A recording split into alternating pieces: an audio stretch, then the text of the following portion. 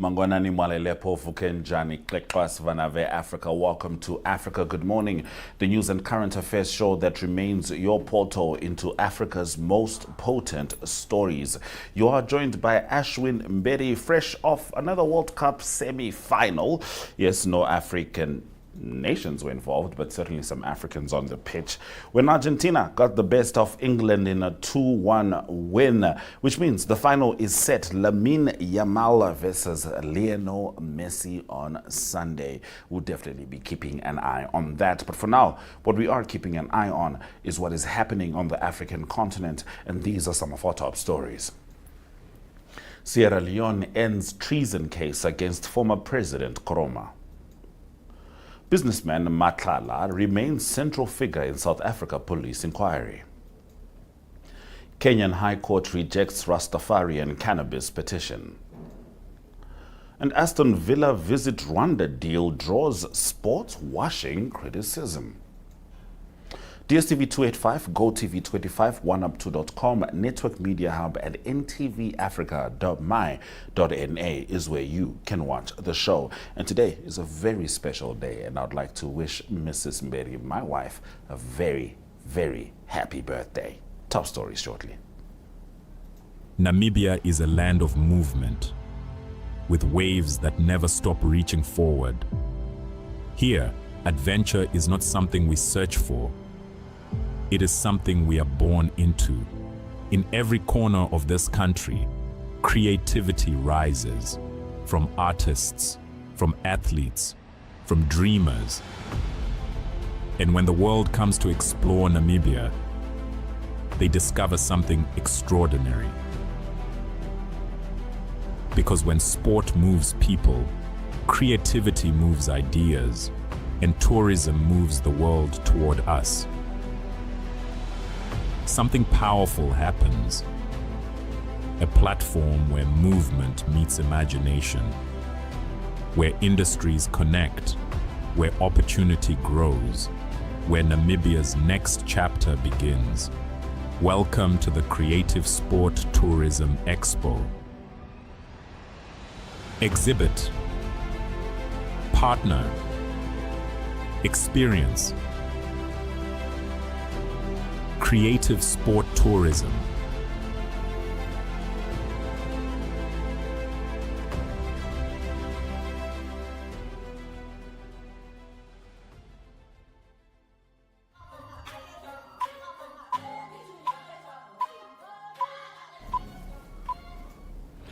Sierra Leone's government has withdrawn all charges, including treason, against former President Ernest Bai Koroma, who had been arrested over an attempted coup nearly 3 years ago. Information Minister Shano Ba told the BBC the charges were dropped on health grounds. The 72-year-old has consistently denied any involvement in the November 2023 attempted coup, during which gunmen raided the military armory and several prisons, freeing almost 2,000 inmates. Reacting to the decision, Koroma reaffirmed his enduring conviction that peace, justice, and reconciliation must always triumph over adversity. He also thanked President Julius Maada Bio, Nigerian President Bola Tinubu, and ECOWAS for their support. Following his arrest and house arrest, ECOWAS negotiated an agreement allowing him to travel to Nigeria for medical treatment. Ba said the Attorney General had filed to discontinue the matter, making Koroma free to return to Sierra Leone whenever he chooses and resume his normal activities. Koroma served as president for 11 years until 2018. 11 civilians and 24 soldiers were convicted over the coup attempt in 2024.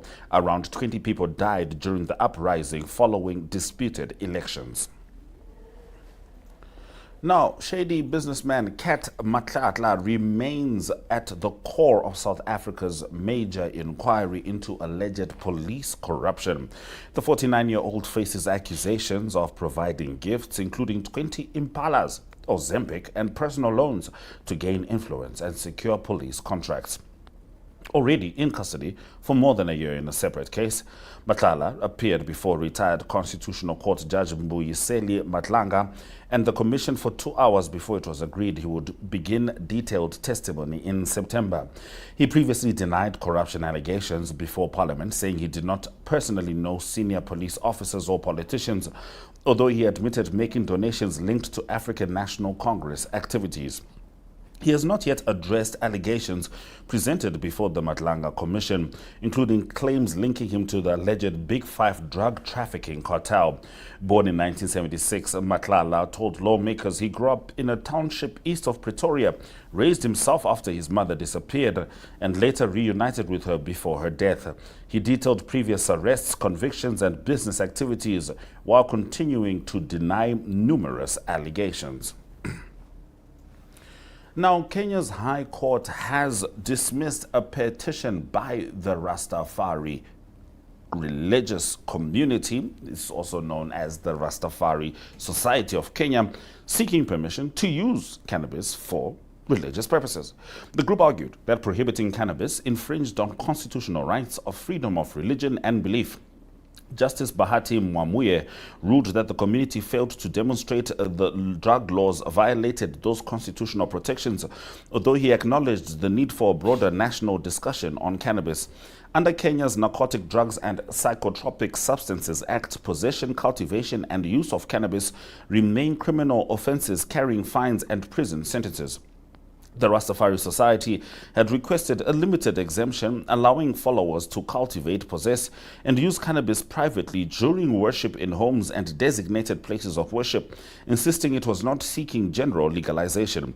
The state opposed the application, arguing that such an exemption could weaken enforcement of anti-drug laws and create loophole for illegal trafficking. Justice Mwamuye found the evidence regarding cannabis as an essential element of the Rastafari faith to be inconsistent and insufficient. He upheld the constitutionality of existing laws while stating that future exemptions would require a sound constitutional and legal foundation. Now, Aston Villa, the English Premier League team, has been warned that their new £20 million a year sponsorship agreement with Visit Rwanda will be used to sportswash Rwanda's human rights record. The African country's tourism board will replace Betano on the front of the club's men's, women's, and academy team shirts under a multi-year partnership. Aston Villa described it as the most important sponsorship deal in the club's history, but Amnesty International UK's head of campaigns, Felix Jakens, raised concerns about the agreement. Last month, the Democratic Republic of Congo filed a case against Rwanda at the International Court of Justice, accusing its neighbor of breaching multiple international treaties. DR Congo alleges Rwanda dispatched forces and backed armed groups to carry out unlawful military operations on its territory following the 1994 Rwandan genocide. Rwanda has long dismissed claims that it supports rebel groups, although UN experts and Western governments are among those who say Rwanda backs the M23 armed group in eastern DR Congo. Now, Aston Villa said the partnership will promote collaboration through tourism, investment, and sporting development. All right, those have been our top stories on Africa Good Morning. Shortly, we will be joined by Adi Hohad as he delivers the South Africa Report.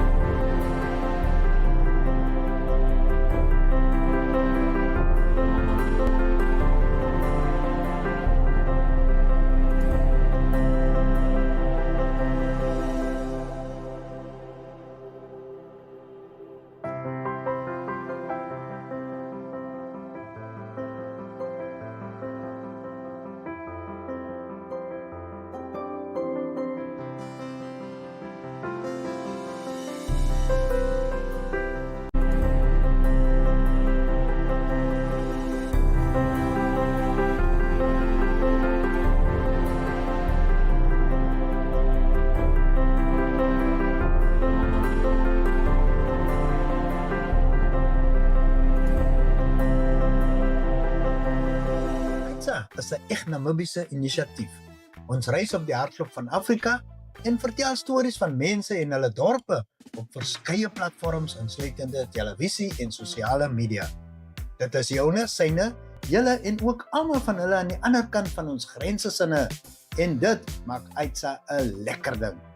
Kyk Aitsa maande om 18:30 op NTV, oneup2.com as ook op Netwerk Media Hub en NTV Afrikaans se YouTube kanale. Volg ons op Facebook of besoek ons webwerf by aitsafrica.com.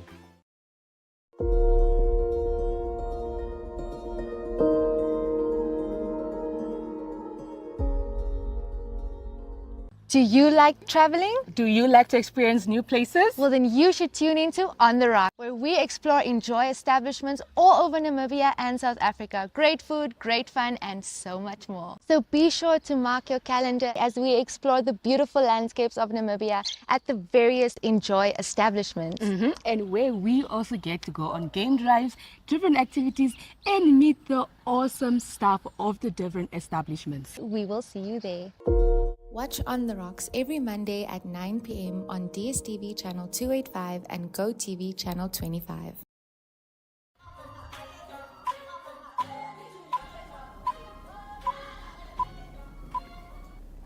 All right, you are still with Africa. Good morning. And it's time for us to swing into the South Africa report delivered by Mr. Ari Hogad, starting with the current affairs.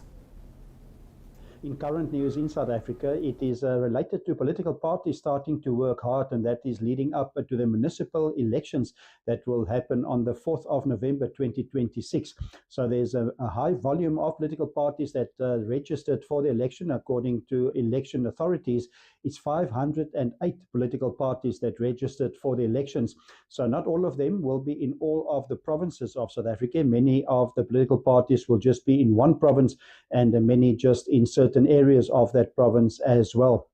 Also, political news from the ANC is that one of the members in KwaZulu-Natal, that is Sandile Komede, have moved over to the MK party, and she's an ally of former President Jacob Zuma, and she's moved over to the MK party, and there's big challenges for the ANC in that area, and they've lost lots of votes, and it seems like there will be more ANC members that will follow her to move over to the MK party. Moving on to economic news in current news in South Africa, it is the steel industry that's experiencing lots of pressure at the moment, and that's big losses in the industry. And it is a big component of the losses is because of the war in the Middle East, and that obviously it's got to do with many components. It's got to do with the demand, also less demand globally, but also it's got to do with the price of diesel. So with the war in the Middle East, it's obviously that the price of crude oil pushes up the diesel price. So that's a big component of the costing for the industry. So what's happened at the moment, it's not only the diesel that is making it difficult for the industry. There's not a big global demand, and there's also cheaper imports in South Africa as well. But also in South Africa, it is the steel industry that struggle. That's related to costs like electricity, that is high cost of electricity, and also rail costs. And then also it is a pressure on the port infrastructures that's making it difficult. So steel is a big component of the South African economy. It's about 90 billion South African rand annually that the exports entail. So it's a big component. But since 2008, there's been a decline in production in steel products or steel and in South Africa. And it is also effect since 2008. There's 220,000 workers that lost their jobs. So that is just in the last 18 years. Closing off in current news in South Africa is also related to the economy, and that is in the mining industry. And another mine that is struggling, and that is a diamond mine in the Limpopo area.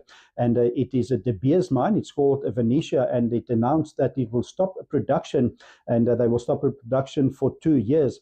It's one of the biggest diamond mines in South Africa. So they have about 3,600 workers there, but it seems like 1,134 mine workers might lose their jobs for the 2 years. So the mines say that they will now put their focus on the underground expansion. And that was a very expensive project that started in 2015 and at a cost of about 40 billion South African rand. The diamond industry is under pressure because of a lower global demand for diamonds. And is South Africa export high volume? They export 6 million carat of diamonds annually. So that adds up to about 27 to 30 billion South African rand, the value of that. And there's also big competition lately from lab-grown diamonds in the industry as well. That is current news at the moment in South Africa. All right, many thanks, Ari.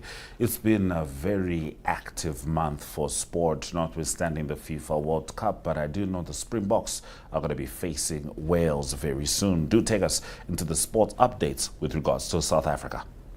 Sport news in South Africa, the focus is firstly again on the Springbok rugby team, and they play on Saturday against Wales. That's a men's Springbok team, and they've started off the Nations Championship at a good note, beating England and Scotland, and it was Wales that won against Fiji their first game, but then lost against Argentina in Argentina. So that game is in Durban on Saturday. It's a 17:40 kickoff time, 20 minutes to 6. That is Namibian time.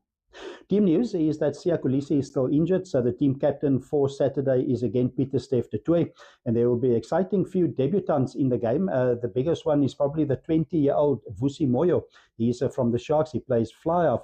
He played for the South African under-20 team last year when they won the World Under-20 title, and he's an exciting player to make his debut. Other players making debut, 3 of them is Carlo Sadi as a prop, Ruben van Heerden the lock, and then on the wing it is Jaco Williams. Other games that will take place, New Zealand will play against Ireland. That's an interesting game for South African interest because South Africa will play the All Blacks as well in 4 tests coming up later in the year. Other tests, Australia versus Italy, and it will be France against Japan all on Saturday and Australia against England. Also, the World Under-20 finals, that is rugby, will also take place. That is men's rugby, and it is South Africa that play against France in the final of that tournament. South Africa beat England in the semi-final, and it was France that beat New Zealand in the semi-final. The final for South Africa against France will be on Saturday as well. That's going to be played in Georgia, and the kickoff time is 6:30 p.m. That is Namibian time. Then some more sport news is that Dricus du Plessis, he's the former UFC middleweight champion of the world in cage fighting, and he will come up against Kamaru Usman, and that will be in Oklahoma City. That is also this coming Saturday, and that is a big fight for Dricus du Plessis, trying to retain his title again. And then also a few South Africans playing also in the British Open golf tournament, that is men's golf, and that will be played at Royal Birkdale in the British Isles. And some of the players is Ulrich Potgieter. Also, it is Henny du Plessis and Casey Jarvis that will play in the tournament, and Jaden Schaefer and Michael Hollick. So there's quite a few South Africans. There's 8 South Africans in total that will play in the British Open this coming weekend. So that is sports news in South Africa. All right, and as we cap off the South Africa report, here's the travel and entertainment with Ari Hogard. Entertainment news in South Africa. We go to the town of Paarl, and it's about 40 minutes from Cape Town, and it's a lovely place to visit for tourists. Lots to do there, and it's very scenic as well. There's great golf courses, great wine, and also it's quite a few great hotels to visit as well. Firstly, let's talk about the golf, maybe for the sports enthusiast. If you stay around Paarl, it is the Paarl Golf Club, also called the Boshenmeer Estate, and it was founded all the way back in 1955, and it's now a 27-hole golf course that is from the late 1990s, and it is run under the Boshenmeer Estate, and so it's a great golf course at 27 holes that you can play there in Paarl. Great places to stay there as well. It is a Grand Rocher. That's a 5-star hotel. If you want to treat yourself, it's 31 rooms. There's a luxury boutique hotel that it is, and it goes back to quite a few years as well. But there's the 1707 Cape Dutch architecture. Goes back 300 years, that architecture. So it's award-winning dining as well in the restaurant, and then there's 2 outdoor pools as well, and also a wellness center. That is the Grand Rocher Hotel. Also great wine, and it's a part of the tourist attraction. KWV is one of them. They've got a great museum as well, and they go back to 1918 as well, KWV. They've got some brilliant wine. The Cathedral Cellar is also a great place to see, the Cathedral Cellar, and also they have a Cathedral Cellar wine as well, that is KWV. And then the iconic and the well-known wine for KWV is the Rodeberg, so you can visit that. And also another great wine estate to visit is Simon's Vlei. It's right next to the N2, easy to find when you drive into Paarl, and that goes back to 1945, and they've got great lifestyle, a great lifestyle range wine as well, red wine, white wine, and it's easy to find in Paarl. Then to close off, obviously when you're in Paarl, nature is a big part of the tourist attraction, and there's the Limmitberg Nature Reserve, and that is in the De Toitskloof Mountains, so it's nice views, and it's very scenic with cliffs and also rivers, and great for hiking. So Paarl, definitely a place to visit when you're in Cape Town. So that is entertainment news in South Africa.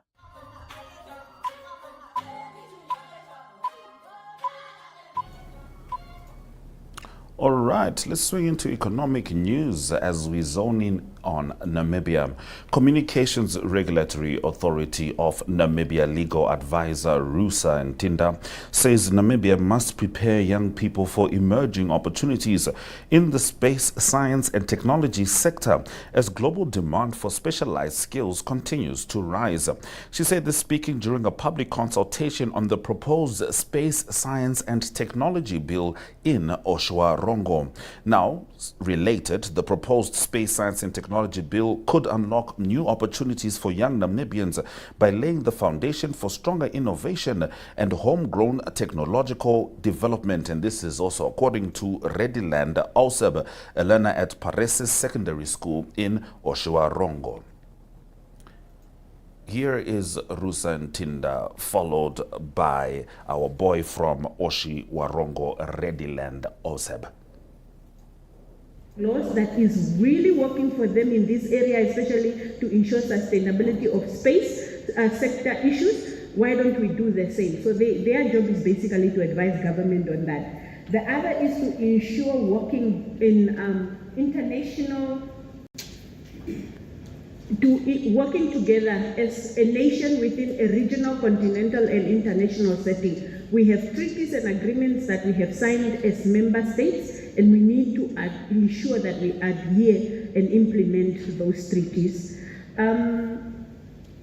Develop and recommend governance, national space policies and the rest, and promote capacity building. That's why the professor was explaining to you that these are the skills that you will need for this. Perhaps it's time we move a little bit away from the generic job market and meet the whole world in the system where it's going. I think if you follow Chinese media, I follow that a lot because I'm in the tech space.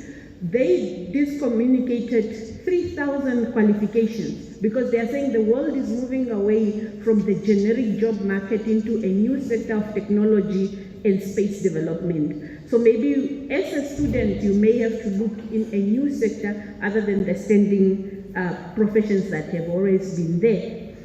Phase 2 is overseeing tangible operational and safety and resource regulation. Greetings, my name is Oseb Rediland. I'm a learner from Paresis Secondary School. Today we had a workshop. Theme was space science and technology.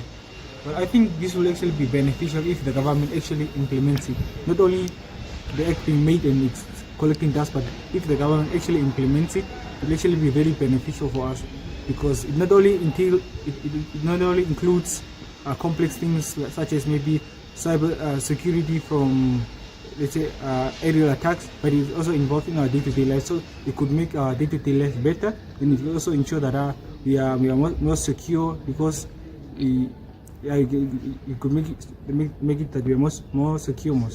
And what is this? Also, since like we'll have day-to-day data, so I think it will also be easier for our archaeologists to not archaeologists possibly, to discover let's say here we can find oil or such stuff, so on. It will also be easier for them to do that, and very possible, because you never know. For let's say, let me give you an example. If a caveman cannot distinguish between a diamond and a normal stone, so let's say we do not still know who is out there. We still do not know what type of talent they have or what type of abilities they have. So in the long run, I think it's possible. The person might not accomplish as much as Elon Musk did, but I think there actually be certain individuals that can actually majorly contribute to the development and growth of Namibia. And experts, currently we are lacking experts. We are lacking experts. Majority of truly skilled people that are truly qualified, are foreigners, and it will be very difficult to fill this gap, to have our own people, our own chemical engineers, our own scientists, our own individuals that specialize in different fields. It will be hard to get there, but I think with this, if they truly implement it, in time, 10 years, 20 years, but in time, I'm sure that there will be individuals that are truly qualified. All right, with that, we've come to the end of the Africa Good Morning broadcast for today. Of course, we will be back tomorrow, same time, same place, DSTV 285, GoTV25, 102.com, and ntvafrica.my.na. From me, Ashwin Bedi, and the Africa Good Morning team, Swera Jaganaka.